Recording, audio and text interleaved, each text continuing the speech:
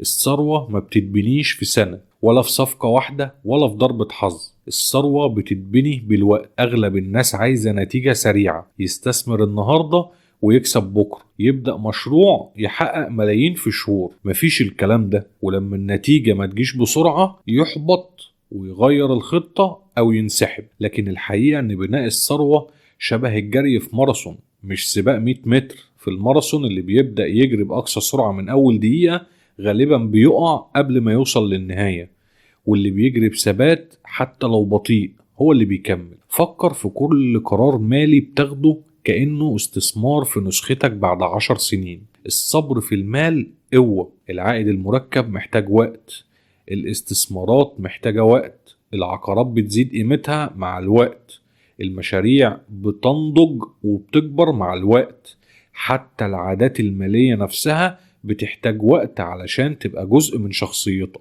اختار قاعدة واحدة بس تبدأ بيها النهاردة، وممكن تبدأ انك تكتب مصاريفك او تحول اول 10% لنفسك قبل اي مصاريف، او انك تبدأ تفتح حساب لصندوق الطوارئ.